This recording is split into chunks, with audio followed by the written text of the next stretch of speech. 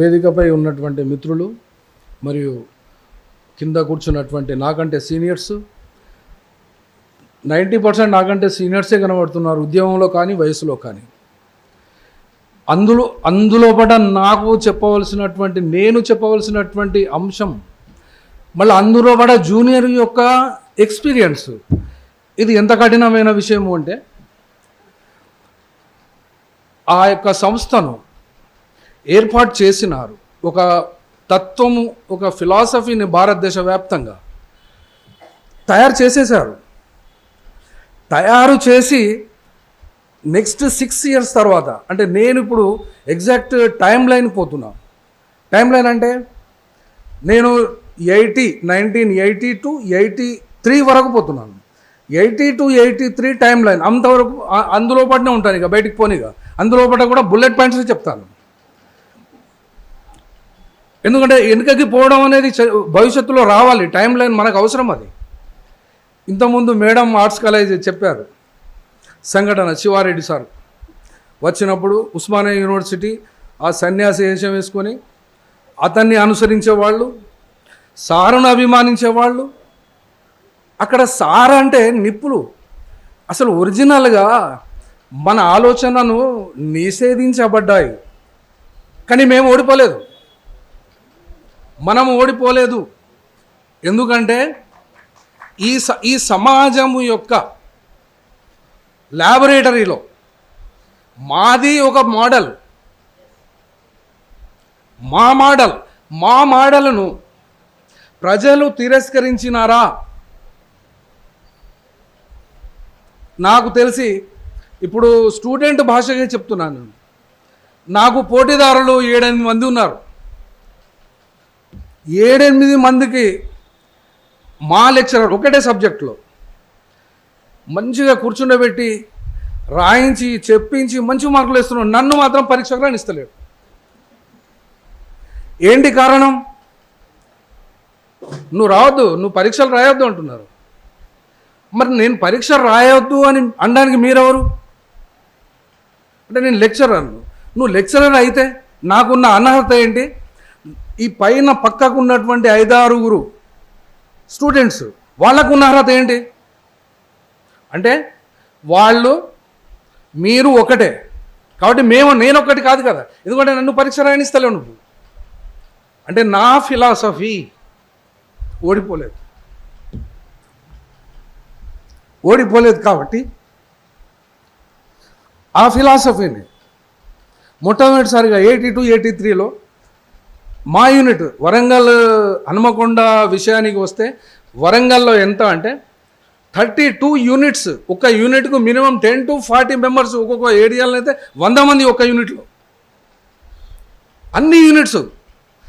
అక్కడ ఒకవేళ మనమే కనుక పని చేయగలిగితే 87 నుండి ఇది బాగ్లింగంపల్లి ఏరియాలో ఉన్నటువంటి వాళ్లతో మాత్రమే నిండిపోయేది. ఎందుకంటే ఇది వేల లక్షల మీటింగ్లు పెట్టేవాళ్ళు ఇండియా వ్యాప్తంగా. ఎందుకంటే మనకున్నటువంటి ఫిలాసఫీని టెస్ట్ చేయనివ్వలేదు. టెస్ట్ చేసిన తర్వాత కదా మేము ఫెయిల్ అయ్యేది. అంటే మమ్మల్ని పరీక్ష రాయనీయకుండా, మమ్మల్ని మాట్లాడనీయకుండా, మా ఆలోచనలను ఏమాత్రం రావద్దు నీకు, రేపు పొద్దున ఒక మిషన్ వస్తుంది, నేను ఏం ఆలోచిస్తున్నానో అది కూడా నువ్వు కనిపెట్టి మమ్మల్ని జైలు వేస్తావంటే నీకు కావాల్సింది మనుషులా, రోబోలా? అసలు మనుషులు అవసరం లేదా? మనుషులు అవసరం లేదు అనబడేటువంటి విషయాలు ప్రపంచవ్యాప్తంగా చాలా ఉన్నాయి. ఎగ్జాంపుల్గా చెప్పాలంటే కోవిడే చూసుకోవచ్చు. పేద ప్రజలుగా 75 కోట్ల మందికి 5 కిలోల బియ్యమే ఎగ్జాంపుల్ కావచ్చు. ఎందుకంటే జనము అట్లా డిపెండబుల్ చేసినారు కదా, ప్రశ్నించడానికి వీల్లేదు కదా. నువ్వు ఏది చెప్తే అది మేము వినాలి కదా. వచ్చే రోజులలో ఎవరైతే వాళ్ళు చెప్పింది విని వాళ్ళ దగ్గర ఉద్యోగం చేసి ఏ పైసలైతే సంపాదిస్తారో ఆ పైసల మీద బతకడానికి ప్రపంచం తయారైంది. ఆ ప్రపంచంలో అంటే గ్లోబల్గా ఉండేటువంటి ప్రపంచంలో మన దగ్గర నుండి కూడా ప్రాతినిధ్యం ఉంది.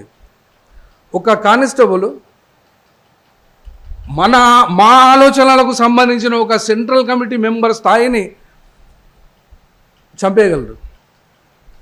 రాజుల కాలానికి పోతే ఒక రాజు మీద దాడి చేయాలంటే మళ్ళీ శత్రువు శిబిరానికి చెందినటువంటి ఆ రాజు మాత్రమే దాడి చేయాలి అతని మీద. కానీ ఈ ప్రజాస్వామ్యంలో మామూలు మనిషి పెద్ద మనిషిని కూడా కాల్ చేస్తాడు. అంటే ఇది పరీక్షకు రాయకుండా, పరీక్షకు గురి కాకుండా ఏ అయితే విద్యార్థులు 6-7 దగ్గర ఉండి కూర్చుండబెట్టి వాళ్లకు నేర్పించారో వాళ్ళంతటా వాళ్ళే కూలిపోయారు. ఎందుకంటే వాళ్ళు స్వతహాగా ఫెయిల్ అయ్యారు. వారిని ఎవరు ఓడించలేదు. వాళ్ళే అంతరించిపోయారు కూడా. ఇది ఒక నేపథ్యం. ఇక పర్సనల్ విషయానికి వస్తే, పర్సనల్ అనగా నాకు పర్సనల్ ఏముంటుంది? ఆర్ట్స్ కాలేజ్, ఈవినింగ్ కాలేజ్ యూనిట్కి ఐలన్నా వచ్చేది. ఐలన్నా వచ్చి ఆ యూనిట్కి సంబంధించినటువంటి విషయాల మీద డిస్కస్ చేసి మా దగ్గర నుండి ఫీడ్బ్యాక్ తీసుకున్నటువంటి క్రమంలోనే కవితలు రాయడం అవి చేస్తే నాకు విరసంలో సభ్యత్వం ఇప్పించారు. సరే, విరసంలో సభ్యత్వం కాబట్టి మేము అభిమానించేటువంటి వాళ్ళు కాబట్టి వివి సార్. దూర ప్రదేశానికి చూస్తే విరసంలో త్రిపురేణి మసూదరావు సార్, ఆయన ఎక్కడ పలాస కూడా పోయినా నేను, శ్రీకాకుళం ఎక్కడైనా సమావేశంలో వీళ్ళు విడివిడిగా కానీ కలిసి కానీ ఎక్కడైనా సమావేశం ఉంటే ఏ రకంగానైనా ఎదురించైనా సరే, జేబులో పైసలు లేకునైనా సరే, టీసీని భయపెట్టించైనా సరే సపరేట్ కూడా అంతే. వేరే పని చేయకపోతే, ఎందుకంటే ఇక్కడ వరంగల్లో వివి సార్కు డైరెక్ట్గా శిష్యుని కాకపోయినా నేను వాల్ రైటింగ్ చేస్తుంటే పోలీసు వాళ్ళు వస్తే నేను గల్లీలోకి వెళ్ళి పారిపోయి రామన్నపేట ఆ సందులో మొత్తం పడుకొని ఉన్నారు ఎండాకాలం. వాళ్ళని తొక్కుకుంటూ పోయేసరికి అందరు లేచి దొంగ అంటే 8 ఫీట్ల గోడ నుంచి వెనకకు దూకుతే ఎస్సీస్ కాలనీ అది. నేను దొంగని పట్టుకున్నారు నన్ను. నా వెంబడి ఇంకొక ఫ్రెండ్ ఉన్నారు. సరే మేము దొంగలం కాదు అంటే ఇది కట్టేసిల్లు. ఇక అరే మమ్మల్ని చూస్తే మేము దొంగలు అవపడుతున్నాం అంటే, దొంగలే మీరు, రాత్రి ఎందుకు వచ్చిళ్ళు? Okay, all right. ఎందుకంటే అది మాస్ ఏరియా కాబట్టి, వాళ్ళకు ఉండేటువంటి మాస్ సైకాలజీ కాబట్టి, రాత్రిపూట వచ్చేటువంటి వాళ్ళు దొంగలే కాబట్టి మేము దొంగలమే. పోలీస్ స్టేషన్ పోయినాం. తర్వాత వాళ్ళు 3-4 రోజుల తర్వాత అన్ని రకాలుగా పూజలు చేసి నడవరాకుండా అయిపోయి వదిలిపెట్టిన తర్వాత నేను ఎందుకు ఇడిచిపెడతా వాళ్ళని ఇడిచిపెట్టే మనిషిని కాదు నేను. పోయి మాది కాకతీయ టాకీస్ ఎంజిఎం దగ్గర ఉండేటువంటి ఏరియా మొత్తం మాదే, అది సెంటర్. అక్కడ మాకు ఆ సెంటర్లో ఇట్లా జరిగింది అంటే అందరం కలిసిపోయిన వాడ మొత్తం వచ్చి మాది తప్పైందని చెప్పిన వాడు. మాది తప్పు చెప్పకపోతే ఇక్కడ మీ సంగతే ఉంటుంది ఇప్పుడు ఇక్కడ. ఎందుకంటే మేము తేల్చుకోవడానికే నిర్ణయించుకున్న వాళ్ళం, అంతేగాని మీరు చెప్తే అది కాదు. మీరు చెప్పినటువంటి విషయాన్ని మేము అంగీకరించేది కాదు. మరి దొంగలు ప్రూఫ్ చేస్తారా? కాదు. Bind over case. అప్పుడు రాసిన నినాదం ఏంటంటే 2-2-4 అన్నందుకు గండ్రాలు విసిరేటువంటి సీమలో స్వతంత్రం ఉందా? ఈ నినాదం నాకు ఇప్పటికీ గుర్తే. అదొక సందర్భం. తరువాత గ్రామాలకు తరలండి, ఇది చాలా పాపులర్. ఈ గ్రామాలకు తరలండి అయితే పోగానే వాళ్ళు రండి అయితే అన్నం మీద పెట్టరు. టైం అయిపోయింది, వచ్చింది. నేను అనుకున్నాను కానీ చెప్పాలనుకున్నటువంటి విషయాన్ని చెప్పాలి అని అంతమంది మీద డిసైడ్ అయినోని మీ మీద డిసైడ్ కాదా? నేను ఈ విషయం కూడా మీ మీదనే పెడతాను నేను. మరి నా అనుభవాలు చెప్పమన్నప్పుడు మరి నేను చెప్పేదాకా మొత్తంగా కూడా కాదు, అట్లీస్ట్ 3 పాయింట్స్ చెప్తాను నేను ఖచ్చితంగా. అప్పటిదాకా మీరు వినాల్సిందే, భరించాల్సిందే, తప్పదు మీకు. ఎందుకంటే నన్ను ఎందుకు కెలికారు మీరు? నన్ను కెలికితే భరించాలి.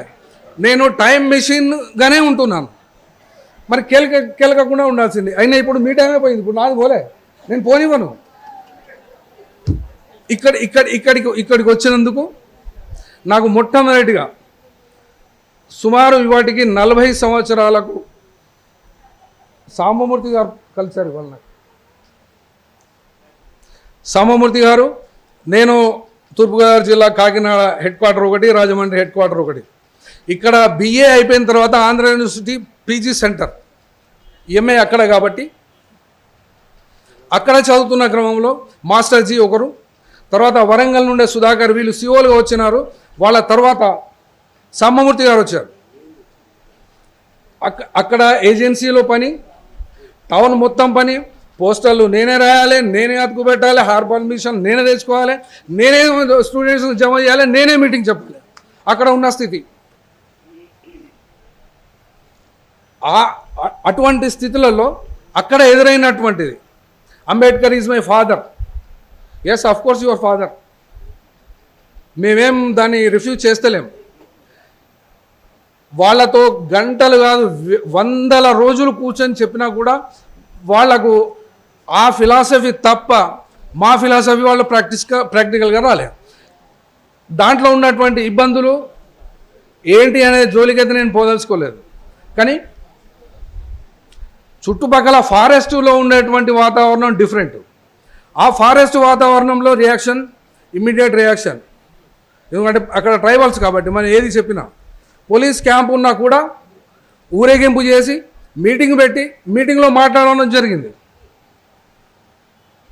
అనగా ప్రజలు నిర్ణయించవలసినటువంటి విషయాన్ని ప్రజలు నిర్ణయించకుండా అసలు లెజిటిమేసీ అనేది స్టేట్కు ఉండదు, లేదు కూడా. ఫస్ట్ మనిషి పుట్టినా స్టేట్ పుట్టిందా అనే విషయానికి వస్తే ఫస్ట్ మనిషే పుట్టాడు, తర్వాత స్టేట్ వచ్చింది. కాబట్టి state is illegitimate instrument over the people to rule.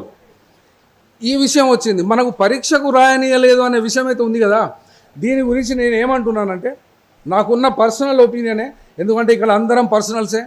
ఒక సంస్థతో జ్ఞాపకాలు ఏమిటి ఉన్నాయి, స్మృతులు ఉన్నాయి, చాలామందిని కోల్పోయాము కూడా.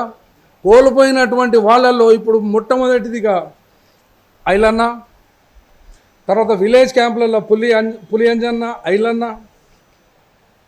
మా వాడలోకి వెళ్ళి బుక్స్ మనిషి దగ్గర నుంచి జమ చేసి ఒక చోట పెడితే ఆ పిల్లవాడు మాకు తెలియకుండా చదివి జంపు యూజీ కథం. అరే మేము తిరిగి చూసే వరకు అవుట్, పిల్లవాడు లేడు, పుస్తకాలు కనబడతలో ఉన్నాయి, ఏడి వాడు లేడు. మేకల గండిలో ఎన్కౌంటర్ చేయబడ్డాడు. ఇది మేము ఊహించలే, మాకు తెలియదు. సమాజంలో ఏం జరుగుతుందో కూడా చెప్పడానికి ఊహకు అందుతే వాళ్ళు మనుషులు ఎట్లయితారు? ఫిలాసఫర్స్ అయినా కూడా ప్రపంచంలో ఫిలాసఫర్స్కు అంత శక్తి కనుక ఉంటే ఈ 5 ఫిలాసఫీలో అందరు జమయ్యి నా ఫిలాసఫీని బంధు పెట్టించాలి కదా. కాబట్టి ఈ ఫిలాసఫీని ఎట్లా ఛేదించాలి? ఏ రాజ్యం అయితే ఈ విషయాన్ని మాట్లాడనీయకుండా చేస్తుందో వీటిని రాజ్యాంగబద్ధంగానే ప్రతి కోర్టులోనూ వీటిని ఛాలెంజ్ చేయవలసిందిగా మిమ్మల్ని అందరినీ మనవి చేస్తూ సెలవు తీసుకుంటున్నాం.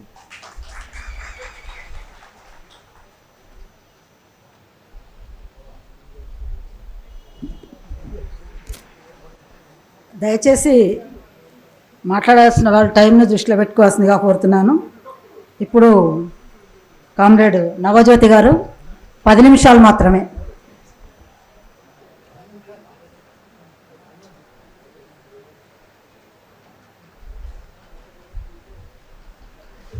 కామ్రేడ్స్, ఆంధ్రప్రదేశ్లో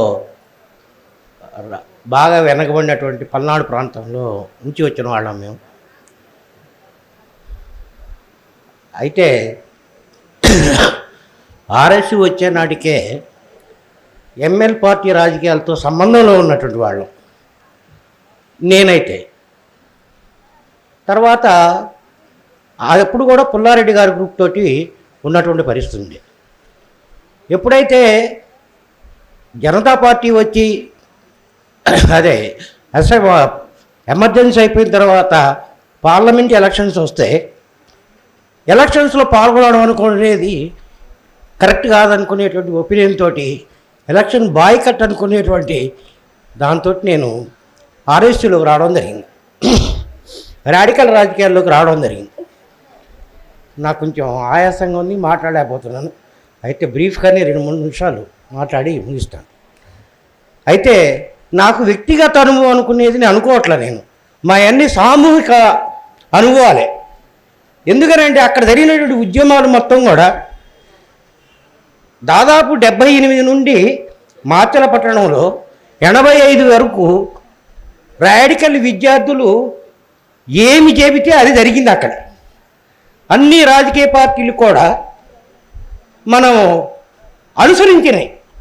రాడికల్ విద్యార్థులు ఏమి చెబితే అది కరెక్ట్, అది వాళ్ళు తప్పు చేయరు. కాబట్టి ఈ సమాజం కొన్ని బాగుపోయి ప్రయాణం చేస్తారు కానీ అనుకునేటువంటి ఒక విశ్వాసాన్ని పట్టణం మొత్తంలో చొరగొన్నాము. దానికి ఉదాహరణ ఏంటంటే 82లో విరసం రాష్ట్ర మహాసభలు జరిగినాయి మాచల్లో. విరసం రాష్ట్ర మహాసభలు మొత్తానికి పట్టణానికి ఒక పండుగ జరిగింది. అది అసలు ఇన్వాల్వ్ అయినటువంటి వాళ్ళు లేరు. ఆహ్వాన సంఘంలో ఉన్నటువంటి వాళ్ళు తర్వాత ఎమ్మెల్యేలు అయ్యారు, ఎంపీలు అయ్యారు. అట్లనే సిపిఐ వాళ్ళు ఉన్నారు, సిపిఎం వాళ్ళు ఉన్నారు. ఒకళ్ళు ఉన్నారు, ఒకళ్ళు లేరు అనుకునేటువంటి పరిస్థితి లేదు. ఆహ్వాన సంఘంలో అందరూ ఒక్కొక్క బాధ్యత తీసుకుని అద్భుతంగా నిర్వహించినటువంటి పరిస్థితి ఆ రోజు ఉన్నది. అట్లనే పౌర హక్కుల ఉద్యమాల్ని, అంటే మనుషులకు ఉండేటువంటి హక్కుల్ని భంగం కలిగినప్పుడు అది ప్రజా ఉద్యమంగా మార్చి ఉద్యమాలుగా మార్చినటువంటి నేపథ్యం మాచర్ల పట్టణానికి ఉంది. అది ఏమిటనంటే అంటే చిన్న ఉదాహరణ చెప్తాను. వాడు రౌడీ పిల్లోడే తాగి బార్లో గోల్ చేస్తూ ఉంటే చచ్చే విధంగా కొట్టారు పోలీసులు ఆ గొడవలో. దాన్ని ఊరు మొత్తం, టౌన్ మొత్తం కదిలింది పోలీస్ స్టేషన్ మీదకి. అప్పటికి రమీజాబీది జరిగి ఉన్నది. తర్వాత కాలేజీలో పెద్ద ఎత్తున కాలేజీ భవనాల కోసం, అట్లనే సిమెంట్ ఫ్యాక్టరీ దుమ్ము ధూళి అనుకునేటువంటి దాంతో మేము ఫ్యాక్టరీలో పనిచేసి వచ్చిన వాళ్ళుగా ఉండేవాళ్ళం కాలేజీకి పోయి వస్తే. అందుకని అది పట్టణంలో అదే సమస్య, ప్రజలకు అదే సమస్య, విద్యార్థులకు అదే సమస్య. అందుకని పౌర సమాజాన్ని కూడా కలిపి ఒక ఐక్య సంఘటన నిర్మాణం చేసి పెద్ద ఎత్తున భవన కలుషిత సిమెంట్ ఫ్యాక్టరీ, కేసీపీ ఫ్యాక్టరీ కాలుష్యానికి వ్యతిరేకంగా ప్లస్ కాలేజీ డిగ్రీ కాలేజీకి నూతన భవనాల కోసం కూడా పెద్ద ఎత్తున ఉద్యమం జరిగింది. అది ఒక దశలో మొదటిగా జరిగినటువంటిది. దాంతో ఏమైందనంటే మొత్తం ఈ ఐక్య సంఘటన కలగడం, అందరినీ కలుపుకొని పోవడం, అది అందరి సమస్యగా చేయడంలో కరపత్రాలు వేయడం, వాల్ పోస్టర్లు పెంచడం, బహిరంగ సభలు పెట్టడం, ఇట్లాంటి అనేక కార్యక్రమాలు, ప్రచార కార్యక్రమాలు సామూహికంగా నిర్వహించాం. ఇందులో వ్యక్తుల అనుభవాలు అనుకునేటువంటి అనేదాన్ని నేను ఎప్పుడు ఆలోచించాల. ఇది సమూహంగా ఉండే దాన్ని నా ఉద్యమంలో సమూహంగానే చేసిన కార్యాచరణగా నేను భావిస్తూ ఉన్నాను. తర్వాత ముఖ్యంగా అక్కడ దేవర నాగులు అని చెప్పేసి లాకప్ డెత్, శవమాయం కేసు అనేది ఒకటి పెద్ద ఎత్తున జరిగింది. ధనలక్ష్మి అనే ఒక అమ్మాయిని రేప్ చేయడం జరిగింది. అట్లనే హోటల్ రేట్లు పెంచితే హోటల్ కార్మికులకి ఇదైతే, లేకపోతే నాపరాయి కార్మికులకి వాళ్ళ హక్కుల కోసం ఇట్లా అనేక సంఘాలు ఏర్పడినాయి. ఈ ఐక్య సంఘటన గట్టి చేసిన ఉద్యమం వల్ల ప్రతి వాళ్ళని ప్రభావితం చేయగలిగింది రాడికల్ మూమెంట్. అట్లనే కాలేజీలో ఒక ప్రజాస్వామిక సంస్కృతిని, ఆడపిల్లల్ని ఏడిపించడం, గుండాయిజం, టౌన్లో ఉండేటువంటి గుండాయిజం, ఇవన్నీ కూడా రూపుమార్చిపోయినాయి రాడికల్ ఉద్యమం బలంగా ఉన్నందువల్ల. కాబట్టి ఈ సామాజిక మార్పులో మనం చేయాల్సింది, ఇప్పుడు మనం ఈ ఫ్యాసిస్ట్ వ్యతిరేక శక్తులకు వ్యతిరేకంగా పెద్ద ఎత్తున మనం ఎంత చేయగలిగితే అంత ఒక విశాల ఐక్య వేదికని మన అనుభవాలతోటి నిర్మాణం చేయాల్సినటువంటి అవసరం ఉందని గుర్తిస్తున్నాం. అట్లనే మాచర్ల పట్టణం ఒక ఆర్కేని, ఓ భువనగిరి చంద్రశేఖర్ని, అట్లనే అమరుడు శ్రీకాకుళంలో చనిపోయాడు, రాడికల్ యోజన సంఘం తరఫున వచ్చాడు దస్తగిరి అని చెట్టిపాలెం విలేజ్ అయింది. అట్లా తర్వాత జరిగినటువంటి నల్లమల ఫారెస్ట్ ఉద్యమం ఏదైతే ఉందో ఆ ఉద్యమానికి కూడా అక్కడే పునాది పడింది. కాబట్టి చాలా విషయాలు ఉన్నాయి, చాలామంది మాట్లాడాలి. కాబట్టి నాకు ఈ అవకాశం ఇచ్చినటువంటి, నాకు అసలు ఇక్కడ మాట్లాడే అవకాశం వస్తుందని నేను అనుకోలే, నేను ప్రిపేర్ కూడా కాలే. సరే, ఓ రిపోర్ట్ తయారు చేసాం, దాంట్లో నుంచి కొన్ని విషయాలు చెప్పాను. ఈ అవకాశం ఇచ్చిన మిత్రులకి ధన్యవాదాలు చెప్తూ ముగిస్తున్నాను. థ్యాంక్ యూ జ్యోతి గారు, చాలా తొందరగానే ముగించారు. ఇప్పుడు ఈ పూర్వ విద్యార్థుల అనుభవాల్లో ఆఖరి వక్త కామ్రేడ్ పద్మ గురించి ఇప్పుడు ఇంతకుముందు నా ఉపన్యాసంలో కూడా మీరు వినే ఉన్నారు.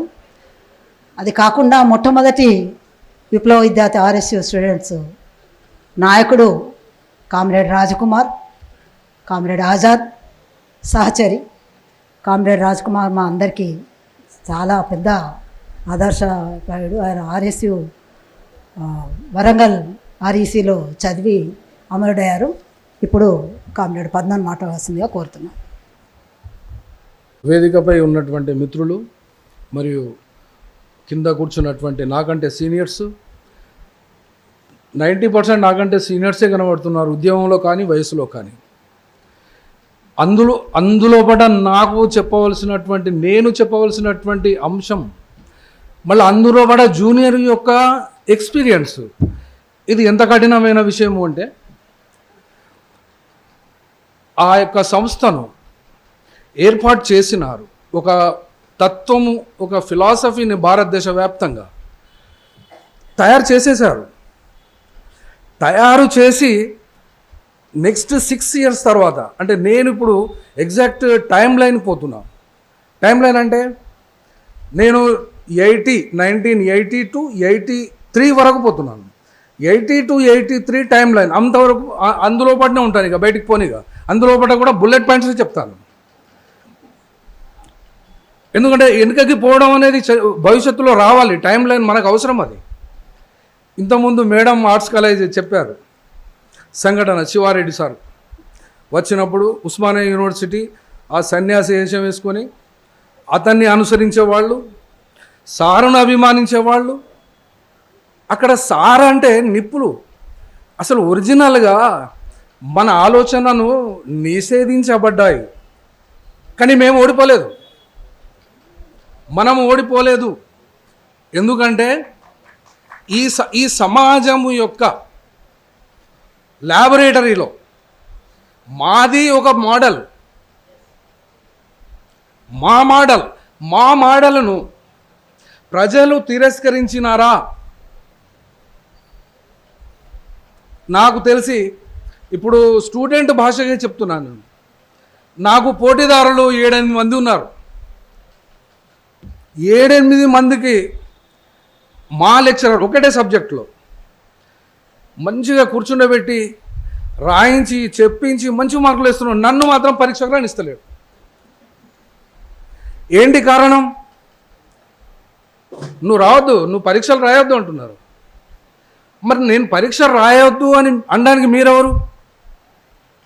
అంటే నేను లెక్చరర్. నువ్వు లెక్చరర్ అయితే నాకున్న అనర్హత ఏంటి? ఈ పైన పక్కకు ఉన్నటువంటి 5-6 స్టూడెంట్స్ వాళ్ళకున్న అర్హత ఏంటి? అంటే మీరు ఒకటే కాబట్టి నేను ఒకటి కాదు కదా, ఎందుకంటే నన్ను పరీక్ష రాయనిస్తలేవు నువ్వు. అంటే నా ఫిలాసఫీ ఓడిపోలేదు కాబట్టి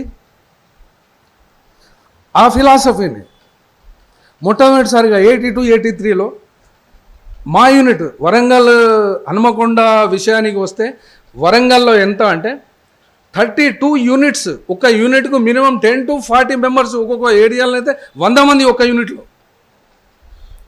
అన్ని యూనిట్స్ అక్కడ ఒకవేళ మనమే కనుక పని చేయగలిగితే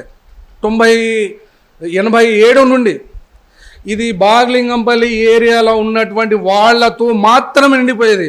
ఎందుకంటే ఇది వేల లక్షల మీటింగ్లు పెట్టేవాళ్ళు ఇండియా వ్యాప్తంగా. ఎందుకంటే మనకున్నటువంటి ఫిలాసఫీని టెస్ట్ చేయనివ్వలేదు. టెస్ట్ చేసిన తర్వాత కదా మేము ఫెయిల్ అయ్యేది. అంటే మమ్మల్ని పరీక్ష రాయనీయకుండా, మమ్మల్ని మాట్లాడనీయకుండా, మా ఆలోచనలను ఏమాత్రం రావద్దు నీకు, రేపు పొద్దున ఒక మిషన్ వస్తుంది, నేను ఏం ఆలోచిస్తున్నానో అది కూడా నువ్వు కనిపెట్టి మమ్మల్ని జైల్లో వేస్తావంటే నీకు కావాల్సింది మనుషుల రోబోలా? అసలు మనుషులు అవసరం లేదా? మనుషులు అవసరం లేదు అనబడేటువంటి విషయాలు ప్రపంచవ్యాప్తంగా చాలా ఉన్నాయి. ఎగ్జాంపుల్గా చెప్పాలంటే కోవిడే చూసుకోవచ్చు. పేద ప్రజలుగా 75 కోట్ల మందికి 5 కిలోల బియ్యమే ఎగ్జాంపుల్ కావచ్చు. ఎందుకంటే జనము అట్లా డిపెండబుల్ చేసినారు కదా, ప్రశ్నించడానికి వీల్లేదు కదా. నువ్వు ఏది చెప్తే అది మేము వినాలి కదా. వచ్చే రోజులలో ఎవరైతే వాళ్ళు చెప్పింది విని వాళ్ళ దగ్గర ఉద్యోగం చేసి ఏ పైసలు అయితే సంపాదిస్తారో ఆ పైసల మీద బతకడానికి ప్రపంచం తయారైంది. ఆ ప్రపంచంలో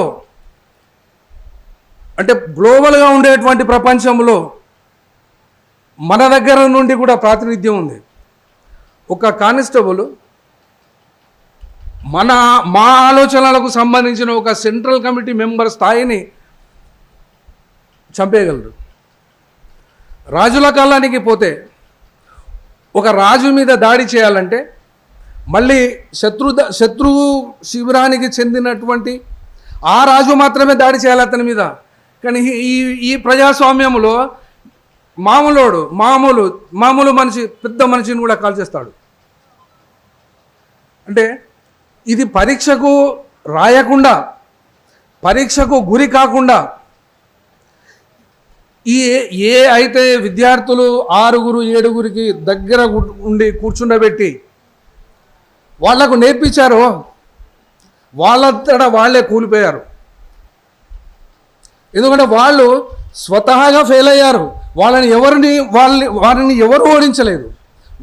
వాళ్ళే అంతరించిపోయారు కూడా. ఇది ఒక నేపథ్యం. ఇక పర్సనల్ విషయానికి వస్తే, పర్సనల్ అనగా నాకు పర్సనల్ ఏముంటుంది? ఆర్ట్స్ కాలేజ్, ఈవినింగ్ కాలేజ్ యూనిట్కి ఐలన్నా వచ్చేది. ఐలన్నా వచ్చి ఆ యూనిట్కి సంబంధించినటువంటి విషయాల మీద డిస్కస్ చేసి మా దగ్గర నుండి ఫీడ్బ్యాక్ తీసుకున్నటువంటి క్రమంలోనే కవితలు రాయడం అవి ఇవి చేస్తే నాకు విరసంలో సభ్యత్వం ఇప్పించారు. సరే, విరసంలో సభ్యత్వం కాబట్టి మేము అభిమానించేటువంటి వాళ్ళు కాబట్టి వివి సార్. దూర ప్రదేశానికి చూస్తే విరసంలో త్రిపురేణి మసూదరావు సార్, ఆయన ఎక్కడ పలాస కూడా పోయినా, నేను శ్రీకాకుళం ఎక్కడైనా సమావేశంలో వీళ్ళు విడివిడిగా కానీ కలిసి కానీ ఎక్కడైనా సమావేశం ఉంటే ఏ రకంగానైనా ఎదురించైనా సరే, జేబులో పైసలు లేకునైనా సరే, టీసీని భయపెట్టించైనా సరే సపరేట్గా కూడా అంతే, వేరే పని చేయకపోయి. ఎందుకంటే ఇక్కడ వరంగల్లో వివి సార్కు డైరెక్ట్గా శిష్యుని కాకపోయినా నేను వాల్ రైటింగ్ చేస్తుంటే పోలీసు వాళ్ళు వస్తే నేను గల్లీలోకి వెళ్ళి పారిపోయి రామన్నపేట ఆ సందులో మొత్తం పడుకొని ఉన్నారు ఎండాకాలం. వాళ్ళని తొక్కుకుంటూ పోయేసరికి అందరు లేచి దొంగ అంటే 8 ఫీట్ల గోడ నుంచి వెనకకు దూకితే ఎస్సీస్ కాలనీ అది. నేను దొంగని పట్టుకున్నారు నన్ను. నా వెంబడి ఇంకొక ఫ్రెండ్ ఉన్నారు. సరే మేము దొంగలం కాదు అంటే ఇది కట్టేసిండ్రు. ఇక అరే మమ్మల్ని చూస్తే మేము దొంగలు అవపడుతున్నాము అంటే, దొంగలే మీరు, రాత్రి ఎందుకు వచ్చిండ్రు? Okay, all right. ఎందుకంటే అది మాస్ ఏరియా కాబట్టి, వాళ్ళకు ఉండేటువంటి మాస్ సైకాలజీ కాబట్టి, రాత్రిపూట వచ్చేటువంటి వాళ్ళు దొంగలే కాబట్టి మేము దొంగలమే. పోలీస్ స్టేషన్ పోయినాం. తర్వాత వాళ్ళు 3-4 రోజుల తర్వాత అన్ని రకాల పూజలు చేసి నడవరాకుండా అయిపోయి వదిలిపెట్టిన తర్వాత నేను ఎందుకు ఇడిచిపెడతా వాళ్ళని ఇడిచిపెట్టే మనిషిని కాదు నేను. పోయి మాది కాకతీయ టాకీస్ ఎంజిఎం దగ్గర ఉండేటువంటి ఏరియా మొత్తం మాదే, అది సెంటర్ అక్కడ మాకు.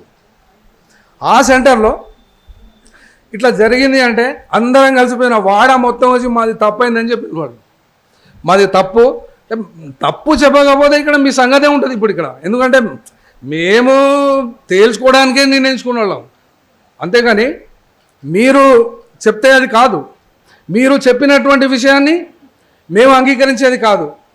మరి దొంగలు ప్రూఫ్ చేస్తారా? కాదు, బైండ్ ఓవర్ కేస్.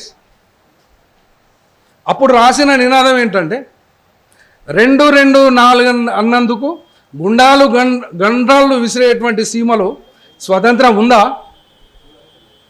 ఈ నినాదం నాకు ఇప్పటికీ గుర్తే. అదొక సందర్భం. తరువాత గ్రామాలకు తరలండి, ఇది చాలా పాపులర్. ఈ గ్రామాలకు తరలండి అయితే పోగానే వాళ్ళు రండి అయితే అన్నం మీద పెట్టరు. టైం అయిపోయింది, వచ్చింది. నేను అనుకున్నాను కానీ చెప్పాలనుకున్నటువంటి విషయాన్ని చెప్పాలి అని అంతమంది మీద డిసైడ్ అయినోని మీ మీద డిసైడ్ కాదా? నేను ఈ విషయం కూడా మీ మీదనే పెడతాను నేను. మరి నా అనుభవాలు చెప్పమన్నప్పుడు మరి నేను చెప్పేదాకా మొత్తంగా కూడా కాదు, అట్లీస్ట్ 3 పాయింట్స్ చెప్తాను నేను ఖచ్చితంగా. అప్పటిదాకా మీరు వినాల్సిందే, భరించాల్సిందే, తప్పదు మీకు. ఎందుకంటే నన్ను ఎందుకు కెలికారు మీరు? నన్ను కెలికితే భరించాలి. నేను టైం మెషిన్గానే ఉంటున్నాను, మరి కెలకకుండా ఉండాల్సింది. అయినా ఇప్పుడు మీ టైమే పోయింది, ఇప్పుడు నాది పోలే, నేను పోనివ్వను.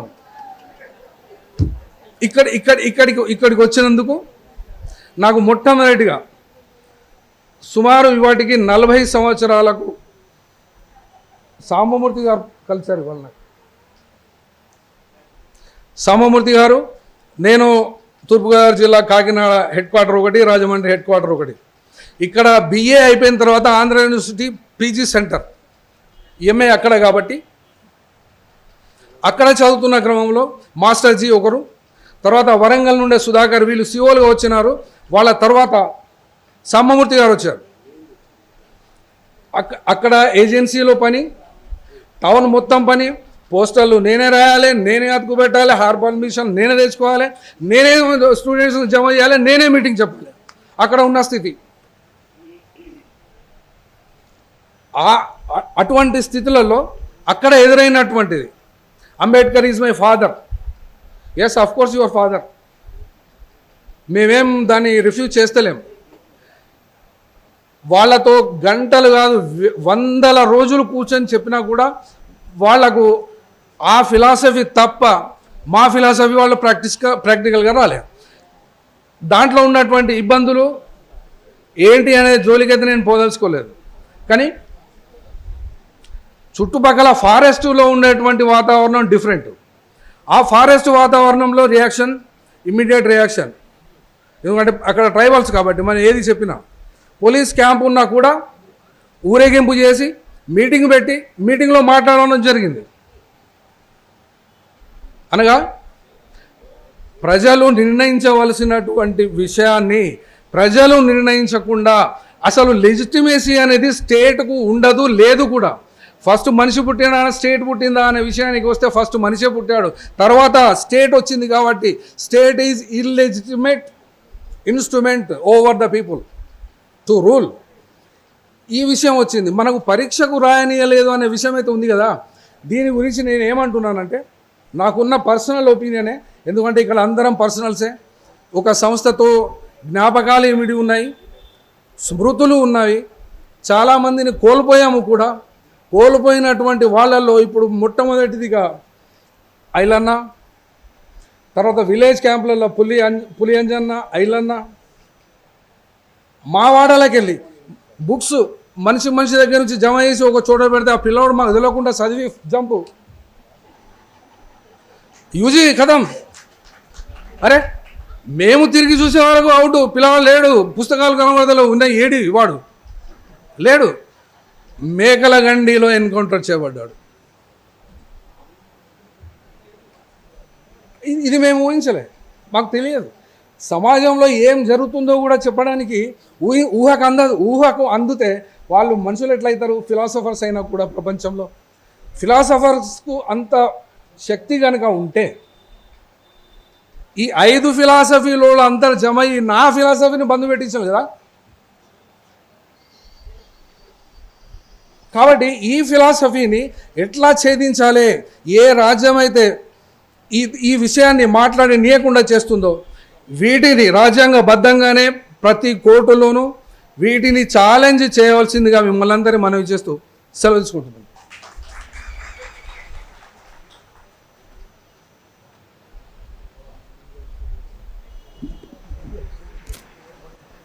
దయచేసి మాట్లాడాల్సిన వాళ్ళు టైంను దృష్టిలో పెట్టుకోవాల్సిందిగా కోరుతున్నాను. ఇప్పుడు కామ్రేడ్ నవజ్యోతి గారు 10 నిమిషాలు మాత్రమే.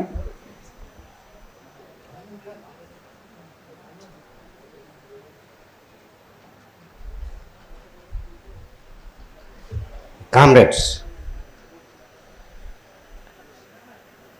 ఆంధ్రప్రదేశ్లో బాగా వెనకబడినటువంటి పల్నాడు ప్రాంతంలో నుంచి వచ్చిన వాళ్ళం మేము. అయితే ఆర్ఎస్సీ వచ్చే నాటికే ఎంఎల్ పార్టీ రాజకీయాలతో సంబంధంలో ఉన్నటువంటి వాళ్ళం నేనైతే. తర్వాత ఎప్పుడు కూడా పుల్లారెడ్డి గారి గ్రూప్ తోటి ఉన్నటువంటి పరిస్థితి ఉంది. ఎప్పుడైతే జనతా పార్టీ వచ్చి అదే ఎమర్జెన్సీ అయిపోయిన తర్వాత పార్లమెంట్ ఎలక్షన్స్ వస్తే ఎలక్షన్స్లో పాల్గొనడం అనుకునేది కరెక్ట్ కాదనుకునేటువంటి ఒపీనియన్ తోటి ఎలక్షన్ బాయ్కట్ అనుకునేటువంటి దాంతో నేను ఆర్ఎస్సీలోకి రావడం జరిగింది, రాడికల్ రాజకీయాల్లోకి రావడం జరిగింది. నాకు కొంచెం ఆయాసంగా ఉంది, మాట్లాడలేకపోతున్నాను. అయితే బ్రీఫ్గానే 2-3 నిమిషాలు మాట్లాడి ముగిస్తాను. అయితే నాకు వ్యక్తిగత అనుభవం అనుకునేది నేను అనుకోవట్లే. నేను మా అన్ని సామూహిక అనుభవాలే. ఎందుకనంటే అక్కడ జరిగినటువంటి ఉద్యమాలు మొత్తం కూడా దాదాపు 78 నుండి మాచల పట్టణంలో 85 వరకు రాడికల్ విద్యార్థులు ఏమి చెబితే అది జరిగింది. అక్కడ అన్ని రాజకీయ పార్టీలు కూడా మనం అనుసరించినాయి. రాడికల్ విద్యార్థులు ఏమి చెబితే అది కరెక్ట్, అది వాళ్ళు తప్పు చేయరు. కాబట్టి ఈ సమాజం కొన్ని బాగోయి ప్రయాణం చేస్తారు కానీ అనుకునేటువంటి ఒక విశ్వాసాన్ని పట్టణం మొత్తంలో చురగొన్నాం. దానికి ఉదాహరణ ఏంటంటే 82లో విరసం రాష్ట్ర మహాసభలు జరిగినాయి మాచల్లో. విరసం రాష్ట్ర మహాసభలు మొత్తానికి పట్టణానికి ఒక పండుగ జరిగింది. అది అసలు ఇన్వాల్వ్ అయినటువంటి వాళ్ళు లేరు. ఆహ్వాన సంఘంలో ఉన్నటువంటి వాళ్ళు తర్వాత ఎమ్మెల్యేలు అయ్యారు, ఎంపీలు అయ్యారు. అట్లా సిపిఐ వాళ్ళు ఉన్నారు, సిపిఎం వాళ్ళు ఉన్నారు. ఒకళ్ళు ఉన్నారు, ఒకళ్ళు లేరు అనుకునేటువంటి పరిస్థితి లేదు. ఆహ్వాన సంఘంలో అందరూ ఒక్కొక్క బాధ్యత తీసుకుని అద్భుతంగా నిర్వహించినటువంటి పరిస్థితి ఆ రోజు ఉన్నది. అట్లనే పౌర హక్కుల ఉద్యమాలని, అంటే మనుషులకు ఉండేటువంటి హక్కుల్ని భంగం కలిగినప్పుడు అది ప్రజా ఉద్యమంగా మార్చి ఉద్యమాలుగా మార్చినటువంటి నేపథ్యం మాచర్ల పట్టణానికి ఉంది. అది ఏమిటనంటే అంటే చిన్న ఉదాహరణ చెప్తాను. వాడు రౌడీ పిల్లోడే తాగి బార్లో గోల్ చేస్తూ ఉంటే చచ్చే విధంగా కొట్టారు పోలీసులు ఆ గొడవలో. దాన్ని ఊరు మొత్తం, టౌన్ మొత్తం కదిలింది పోలీస్ స్టేషన్ మీదకి. అప్పటికి రమీజాబీది జరిగి ఉన్నది. తర్వాత కాలేజీలో పెద్ద ఎత్తున కాలేజీ భవనాల కోసం అట్లనే సిమెంట్ ఫ్యాక్టరీ దుమ్ము ధూళి అనుకునేటువంటి దాంతో మేము ఫ్యాక్టరీలో పనిచేసి వచ్చిన వాళ్ళుగా ఉండేవాళ్ళం కాలేజీకి పోయి వస్తే. అందుకని అది పట్టణంలో అదే సమస్య, ప్రజలకు అదే సమస్య, విద్యార్థులకు అదే సమస్య. అందుకని పౌర సమాజాన్ని కూడా కలిపి ఒక ఐక్య సంఘటన నిర్మాణం చేసి పెద్ద ఎత్తున భవన కలుషిత సిమెంట్ ఫ్యాక్టరీ, కేసీపీ ఫ్యాక్టరీ కాలుష్యానికి వ్యతిరేకంగా ప్లస్ కాలేజీ డిగ్రీ కాలేజీకి నూతన భవనాల కోసం కూడా పెద్ద ఎత్తున ఉద్యమం జరిగింది. అది ఒక ఒక దశలో మొదటిగా జరిగినటువంటిది. దాంతో ఏమైందనంటే మొత్తం ఈ ఐక్య సంఘటన కడగడం, అందరినీ కలుపుకొని పోవడం, అది అందరి సమస్యగా చేయడంలో కరపత్రాలు వేయడం, వాల్ పోస్టర్లు పెంచడం, బహిరంగ సభలు పెట్టడం, ఇట్లాంటి అనేక కార్యక్రమాలు, ప్రచార కార్యక్రమాలు సామూహికంగా నిర్వహించాం. ఇందులో వ్యక్తుల అనుభవాలు అనుకునేటువంటి అనేదాన్ని నేను ఎప్పుడు ఆలోచించాల. ఇది సమూహంగానే దాన్ని నా ఉద్యమంలో సమూహంగానే చేసిన కార్యాచరణగా నేను భావిస్తూ ఉన్నాను. తర్వాత ముఖ్యంగా అక్కడ దేవర నాగులు అని చెప్పేసి లాకప్ డెత్ శవమాయం కేసు అనేది ఒకటి పెద్ద ఎత్తున జరిగింది. ధనలక్ష్మి అనే ఒక అమ్మాయిని రేప్ చేయడం జరిగింది. అట్లనే హోటల్ రేట్లు పెంచితే హోటల్ కార్మికులకి ఇదైతే, లేకపోతే నాపరాయి కార్మికులకి వాళ్ళ హక్కుల కోసం ఇట్లా అనేక సంఘాలు ఏర్పడినాయి.